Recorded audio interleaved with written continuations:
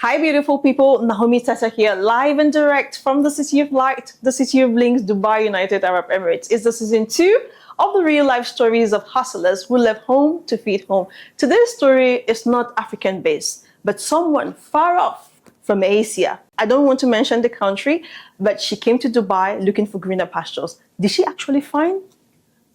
Before we spill the beans, let's give the audience or the mic to our guest to introduce herself. And I'm going to be right back. Hello all, namaste all. This is Swati Mishra from India, and I'm here in Dubai currently pursuing my passion and other aspirations that I have in my mind.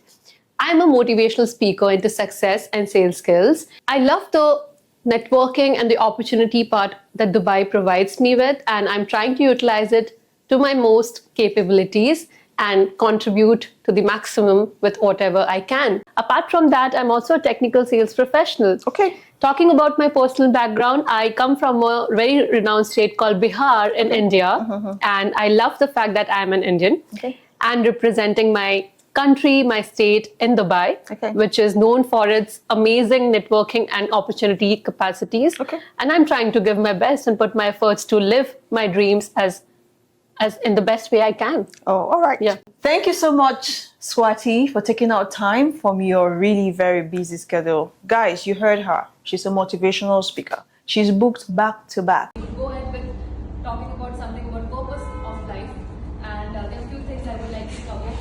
So to start with, I would definitely love to talk about that we don't have for conferences, and she has her own platform and she has her own company. So for you to take out time, I'm really very grateful.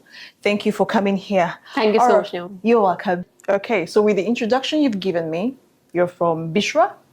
From Bihar. Bihar. Yeah. Sorry. That's the state. No problem. All right, so can you describe yourself in 3 words? Definitely, Naomi. Thank you so much for the question. I would love to present Swati as a very grateful person, an action taker, and a very optimistic person. Oh, okay. All right. So what prompted you to leave India and why did you choose the United Arab Emirates? Sure. Thank you so much, Naomi, for asking this. I did leave India and chose United Arab Emirates for the very reason of the warm culture and networking opportunities that this country has to offer us. Apart from that, it is full of people who are very much passionate about what they are doing. We all agree to this fact, I'm sure, because UAE has that one vibe or aura that can pull anyone towards uplifting themselves and work hard towards their passion. And that's why I am here. I chose this country because I knew this has something to offer me, and not just offer me, but I can contribute well to my growth and also the country's growth. Okay, so how long did you spend in your home country trying to pursue success before deciding to come over to the United Arab Emirates? Right. I spent about 10 years, I would say, because I started my career in 2015. I am a hospitality professional. If I talk about my study background. And then I did work for a few hotels, but ultimately sales has been in my gene, and I love networking, and that's how my sales journey happened. And then I started my own brand in 2022, which is my motivational speaking brand. Yeah. Oh, okay. So when you were coming over, you've conceived the idea, UAE is where I want to go to. Did you give yourself any time frame to pursue success? Because some people come here, I've given myself 5 years. Yeah. If it does not happen in 5 years, I'm off to somewhere else. So did you give yourself that time frame?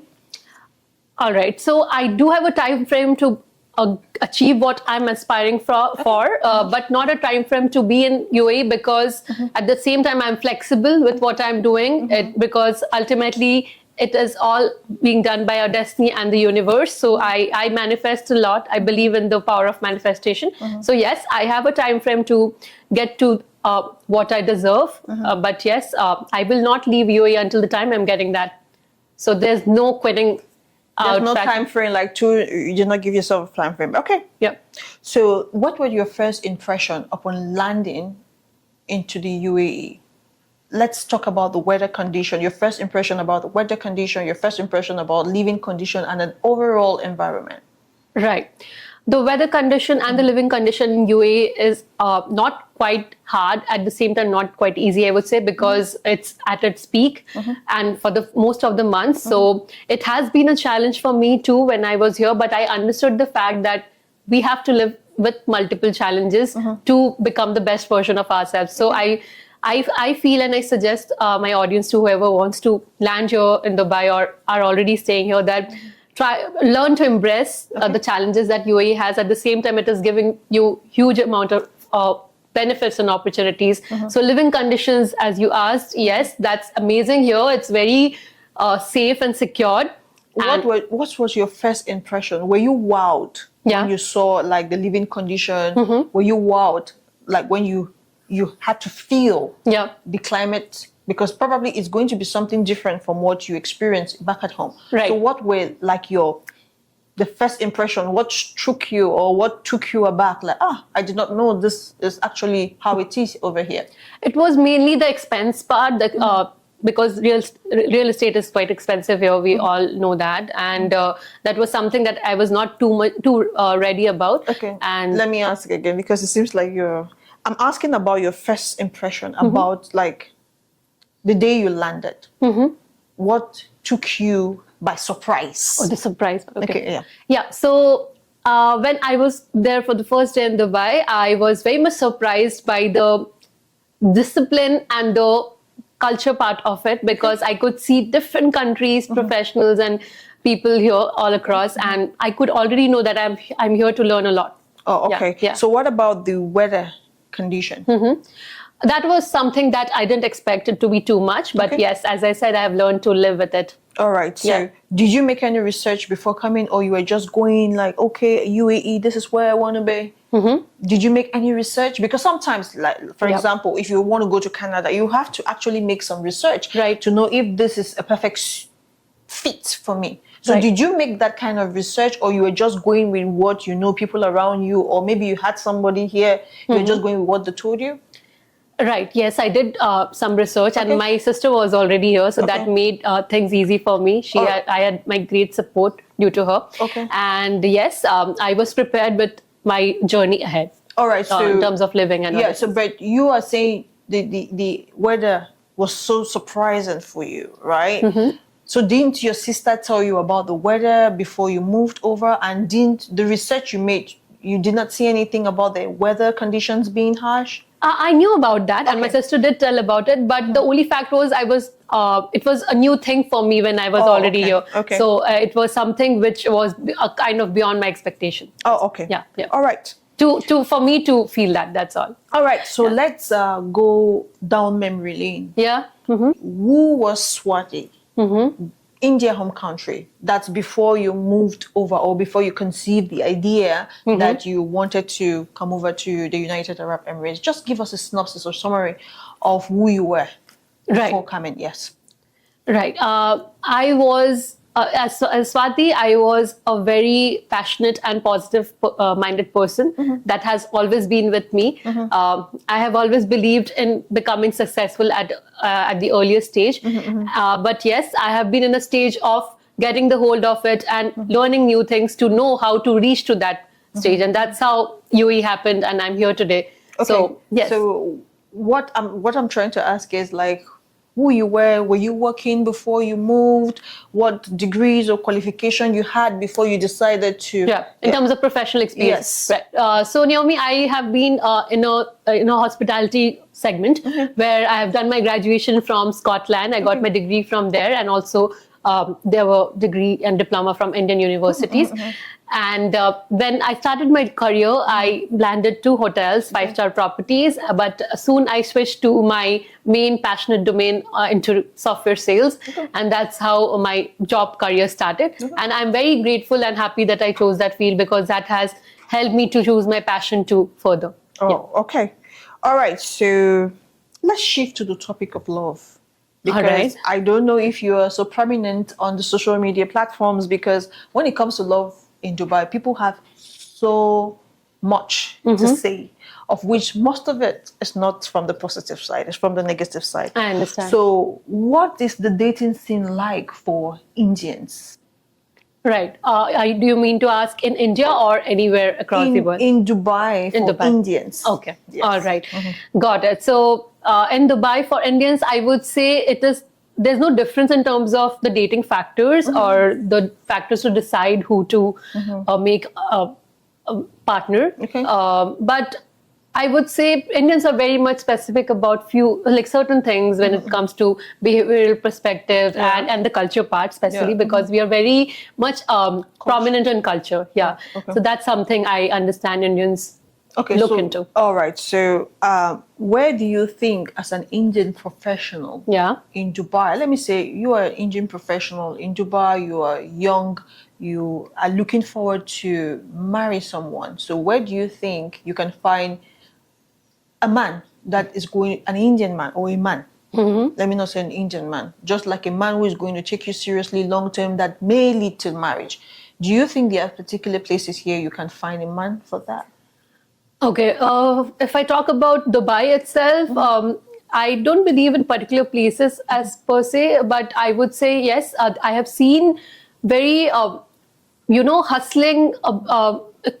hustling quality-based professionals or men here who are really looking forward to do good in their life and also with good qualities and values. So that is something I've seen professionally and also on a personal basis. Is it Indian men or is it like men in general without any race barriers? Men in general, I would say. Yeah. Okay. So where do you think, you said no particular place? Yeah. Okay, so anywhere we can find love. Yes. So it depends about the vibe and the It depends on you and what you want. That's right. So for you, who is a single woman, because you never know, maybe a rich Indian dude can be watching this. You look very good. I can be watching this and really wants you. So what are the criteria you're looking for in a man if you actually want to date him or marry him? Right. Yeah. For me, the values and principles that the man imbibes within himself really matters. Okay. Apart from that, yes, the cultural background, that to some extent matters, and the hustling ability, or let's say the passion part of it. I am not very much keen about the materialistic part. It should be decent, but yes, when it comes to that mindset of achieving and doing something really good and supporting your partner, that is something I would really look forward to. All right, so let me go back to India, because we non-Indians, we have this belief that your parents have a lot, Indian parents have a lot to say when it comes to who their children would marry. Right. Why is it so? Right. It is just because of the two factors that I mentioned, Naomi. One is we are a little bit I would say, not classes, I would say, but we are very much dedicated towards our common culture, because that makes things much easier in future. And second is, yes, Indian parents cares a lot about the values and principles a man or a woman carries. That's the priority, apart from being self-independent. All right. Yeah. Let me ask you a very honest question. Yeah. You're an Indian and you are geared towards culture. Yeah. And I know for sure that prospectively you are looking to marry just an Indian man. Should someone who is not Indian comes into the picture, treats you well, have the values you're looking for, right? And how are you going to present that to your parents? Right. It's a very good question. And I, first of all, I respect the fact that even if the other partner is not from the same community or culture, and if that person is good, definitely a marriage can happen. But I would say, Naomi, that this is also my personal mindset apart from my family's, that I am keen to marry someone who is Indian, I would say. That's all. That's my personal thought process. That's all. But I really love the question or the fact of treating every individual equally, and yes, anyone can be the best for you as a partner. So it means you are just Indian geared. Yeah. So even if you find an Indian who doesn't really treat you well, are you just going to go for it because he's Indian, and you forsake a non-Indian that sees Swati and say, "Oh, I love you, I treat you right. We share the same value." Right. So you're just going to go and forsake the other person because he's not Indian? I'm just trying to be honest. I would respect that person, but if it comes to Indian that I'm wishing for, still the priorities would be the same. I would never want a person as a partner who is not respecting or valuing each other's mindset. So okay, that's important. so guys, she's Indian. She doesn't really want to marry any other nationality or race. She's pro-Indian, okay? I have that, Indian blood inside me, and it's mainly because of the cultural part, I would say. Okay, so you're thinking you marrying Indian is going to be very easy for you. Yeah, in terms of culture, because as a person, anyone can be beautiful or wrong, but yes, when it comes to culture, that can be of more similarity. Okay. So what are you going to do? For example, what's going to be your advice to a non-Indian woman like myself who found love and is willing to marry an Indian? Give me an advice, because maybe you never know. I can marry an Indian. I would say that for a soul like Naomi, who is so genuine, if you are comfortable, because as I said, it's just the similar culture part which is driving me towards that factor. But if you're not very much specific to it, and you just want a right man for you, a right partner who is following his values in the right way and is ready to support you, because you're very ambitious, Naomi, I must say, you're doing really great. So I would pray and wish that you go for a person and you get someone who can actually grow together with you. All right, so you can be open. All right, let me ask.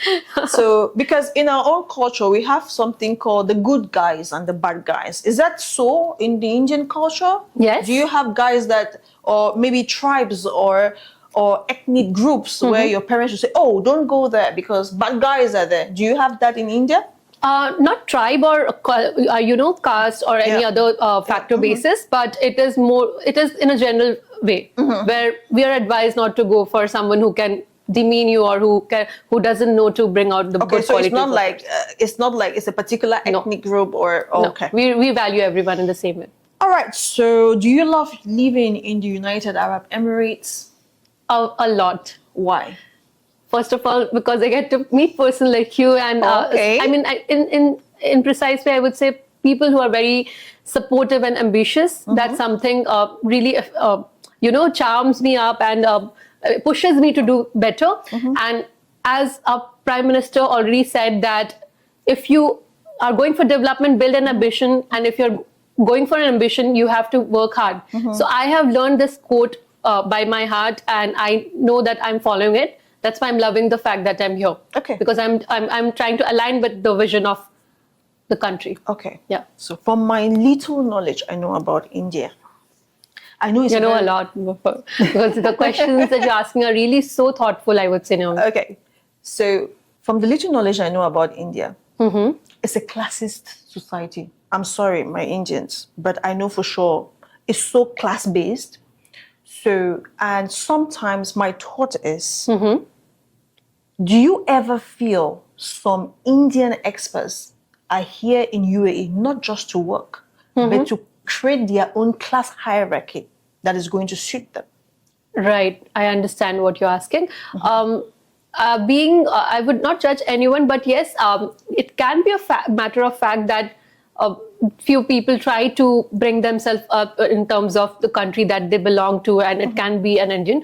But in most of the cases that I have personally felt, Naomi, that Indians are very hardworking and a smart worker. So I personally felt that they are here to contribute in the best way they can. But yes, as you said, is to define their own class. Yes. There can be some people, or there might be some people who can try to do that, but that's an individualism that they're following, and they should try not to do that and focus on their upliftment and development. Yeah. Okay. All right. So I want you to share your personal experiences. Yeah, sure. Right. Sure. From you moving to UAE, and from your jobs, the jobs you've had over the years, the positions you've attained, and to you owning your own motivational, is it a firm or a company?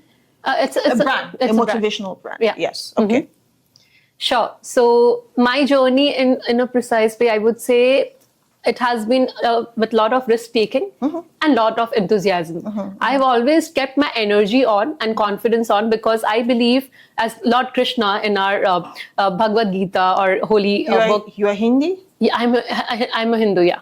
So you're Hindu. Okay. Yeah. Yeah. So from religion perspective, we have Lord Krishna, who once said that just focus on your journey and don't get attached to the results. Okay. That's something I've been following, Naomi, and that is something that has always helped me, and I keep following further. So when I'm in the UAE with my journey of risk taking and lots of passionate things that I've been doing, I believe that I have to just focus on my journey and the way I'm improving myself on a day-to-day basis, and inspiring others. All right. So, what jobs type have you handled before? Like, what's employment is like through your 2.5 years in Dubai? In Dubai specifically, I've been continuing with the same technical domain. Company-wise, I've been working for, this is my second company now. So I've been working for an AI-powered company called Builder.ai. And now I'm with a brand, which is again a global brand called Bhavan Cybertech. So I've been into a technical domain of bringing in revenue for the organization in terms of my job.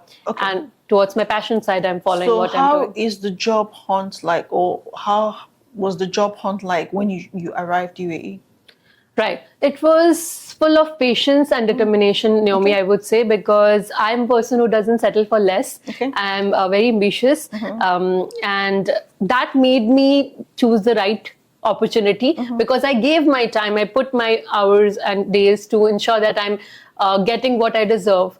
So yes, it was full of patience. So you came, and how long did it take you to get your first job? It took me 6 months. Okay. Yes. All right. So how was the accommodation like? Accommodation, since I said I had my sister here, things become really easier. And yes, we are living in a flat together. Oh, okay. Yeah. All right. So in your own opinion, what made you to be in the job market as an Indian in the UAE for 6 months? Right. Why did I stick to... No. Yeah. Why, what made you, in your own opinion, why was it difficult for you to learn a job? You only had to learn a job after 6 months of waiting. Right. Yeah. Right. It was difficult because, first of all, it was market specific. It was my first hunt. Though I've been always doing international sales, I had clients in the market. But yes, I always believe in the word called referral. So that is something I utilized. Still, it took some time because of my seriousness towards what I want to achieve. Okay. So you were just job hunt specific. You wanted just a particular job. Quality one, I would say, because I was getting something, you were getting average. Yeah, you were getting offers, but you were turning it down because it's not what you wanted. Yes. All right. Right. That's right. Okay. All right. So let me know the titles you've handled. Sure. Yeah, the title, job titles you've handled before. Yeah. Since the inception, I've been handling titles related to sales itself, like senior manager sales, lead sales, strategic alliances, senior business development. Can you just give like number one, this? Okay. Yeah. And you worked there for this amount of years. Right. So I can talk about the companies and the duration. Yeah. In India, I've been working for startup in Dubai. Dubai number one was AI-powered company called Builder.ai. I was working there as sales development representative. Yes, and it was a tenure of 1 year, 7 months approximately. And currently I'm in my second job, where I will be completing 1 month. I recently joined it. Yeah. So what is your job title? Here, it's senior business development executive. Oh, okay. Yeah. All right. So you've mentioned the job titles you've handled. Yeah. Was it easy for you to get the job because you were Indian? Okay. Or was it because you had the right qualification and experience? Let's go to your first job. Right. Because you said it took you 6 months. But later on, when I asked, you said it's because you were job specific. Yeah. You were looking for a particular thing. Yeah. Right? Yeah. So was it easy for you and you were having offers and turning them down? Because it's going to be very rare for an African to sit and tell you, oh, I was having offers, I was turning them down. It's not possible with us. Right. The offers, the opportunities that I was getting, I would say it's just because they were a bit average. That's all. Because for me, the two things mattered. One is my growth, and second is the brand quality. Right. So, what was your question? The last question that you asked? I was saying, like, was it easy for you to get a job because you were Indian, All right. or was it because you had the right skills and qualification and experience? It was definitely because of my skills and my experiences. Okay, so you say. do not. That's why I said let's start with the first job, because first job you do not have UAE experience, and you know for sure UAE experience is sometimes mandatory. So how did you pick up that job, right, with that title? Right. Without the right UAE experience. Without being in the market already, right? It was because of the similar background or the expertise that I carried in technical sales, because I've been in the journey for a long time, already for 8 years. So yes, that made my overall journey of hunting more relatable and more specific to what I'm looking forward to. Let me ask, in all honesty, the company you worked for, the first one, was it an Indian firm? Yes. So you can concord to me now that it was because you were Indian, right? That's why it was easy for you to just get into an Indian firm and hold that position. Good question, but I would still say it was because of my experiences and expectations found by expected by the company. Why? Because Naomi, the culture that was built in the company had a lot of other nationalities. Yeah. So that's why I still think that was not the main reason. Okay. Because I totally understand what you're asking, but that could have happened if at least more than 70% crowd must be an Indian crowd. But here it was like in Dubai office. It was amazing to see different nationalities. Is it a multinational? Yes, it is a multinational. How many countries? Mid-size, I would say. Mid-size multinational. Okay. All right. So you said it's because you had the right skills and qualification, and the company is a mid-size multinational, different races, different faces. Okay. It's. I've always been lucky enough to work for multinationals, very good ones, right? And I know that melange of different races is there. It supported different cultures. Yeah. Fine. Let's do a mock-up. Sure. To see if this is true. Sure. And let my viewers be the judge of it. Okay? All right. Suppose this is a real job interview and you were asked just one question. Okay. Tell me about yourself. What would be your answer to ace this interview? Right. Understanding I'm opting for a sales interview. Yes. Yeah. In your field. Technical sales. Sure. Yes. So I'm the interviewer. Tell me about yourself. Yalla, let's go. Yeah. Hi, Naomi. This is Swati, representing a sales professional community. I've been working for multiple startups and mid-sized companies in India and doing international sales from there. But now, since I'm in the UAE, I'm looking for something where I can really contribute with my skills and expertise, which aligns really well with networking abilities, because I'm a very strong networking professional.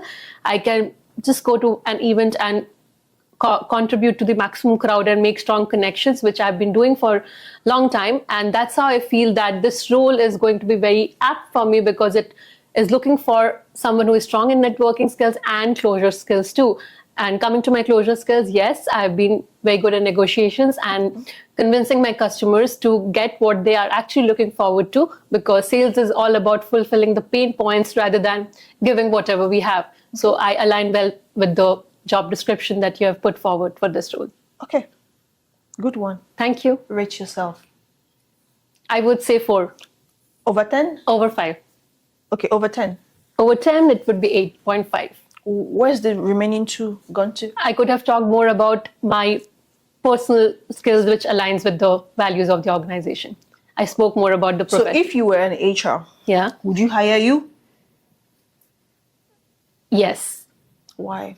Because there is a scope to ask the personal question after this question. So I could have answered more, or I would have added after this question. So do you think after this first, you give me let me just roughly 2 minutes telling me about yourself. So do you think after these 2 minutes, right, which was very crucial, you as an HR, would you want to continue the interview? Okay, so I took it in a way where I have an option to answer, but if not, still the HR would hire me. That's my thought, because of the main expectations that I focused upon. I was not random in what I've been doing. I was specific to the company's need. Okay. And contributing. Building connections and closing sales. Yes. All right. So viewers, rate her. Come Please to go the ahead. comment section and tell me rate her over 10, eh? Okay. Thank you so much. All right. So could you describe your profession, right? The technical sales profession that you handle presently, the one you're doing for 1 month now, and your business, your motivational brand. Yeah. Yeah. Let's start with your technical sales profession.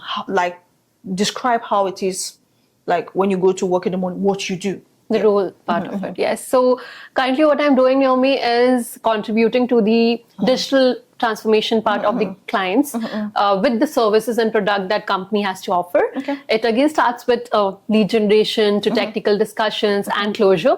But yes, I'm mainly handling the specific meetings and the demonstration part of it, and also the technical abilities that can help the client to get the right pain points covered in terms of our products and services. All right. So That's my role in the company. All right. So from the 2 jobs you've handled in your 2.5 years you've been here, did you had to do any kind of certifications or certificates to get? Because I believe like every after a job offer, you climb to your next level. Right. So did you have to do? Because see, I will tell you for free, Indians are good with that, doing different courses and certifications. Yes, you guys are good. Skill upgradation. I will tell you for free. I know that. Yeah. So. Did you do any of those to climb up that ladder? Specifically not for interviews. I have done for interview, but also in general way, I keep upgrading my skills. Okay. Yeah. All right. In terms of certifications and learning and doing more research about what I'm doing. Okay. The changes in the market. All right. Okay. So you were into hospitality. Yes. And your first job was AI, into builder.ai. Yes. I'm sure that's what you said, right? Yes. Yes. So, and it's technical sales. So how did you? Because that's a very different field. Yeah, it's two extremes. Right. Like from hospitality to sales completely. Sales. And corporate. Not even sales, but technical sales. And I know builders.ai, they do something, it's much more of it's a software development company. Yeah, so how did you get into that? Sure. So the best thing that happened was I took the decision of changing my hotel field to a corporate sales field in a very early stage. Though yes, in Dubai when I started, I made sure that I get into the same role, the work profile. But the thing has happened way before in India. So I started my journey in a very early stage. I was already doing sales in hotels, and then I moved to corporate. So the sales part could be very relatable, but yes, the technical part is something that you asked is very apt, because that was new to me. But my zeal to be very tech savvy and learn and be very data centric really helped me. So you to mold things. Did you learn faster. anything that had to do with software? Yes, I've been doing my own, research, and I, at one point in time in my life, I actually wanted to become an engineer. I was a science student. So that background of my data and technical or the computer science skills that I had built up really helped me further. All right. And in the first job too. All right. So over to your motivational brand. Yeah. Indian professionals, especially those in HR and managerial roles in the UAE, consistently prefer to hire, surround themselves, and promote other Indians while treating qualified non-Indians, particularly probably Africans or Southeastern Asians, like they are invincible. Is it something that has to do with loyalty or gatekeeping? Because if you have to break open the hearts of many people, not only Africans, other nationality apart from Indians. The preference thing you are telling, if it's happening in the preference question will always come up. You know that, right? Let's be honest.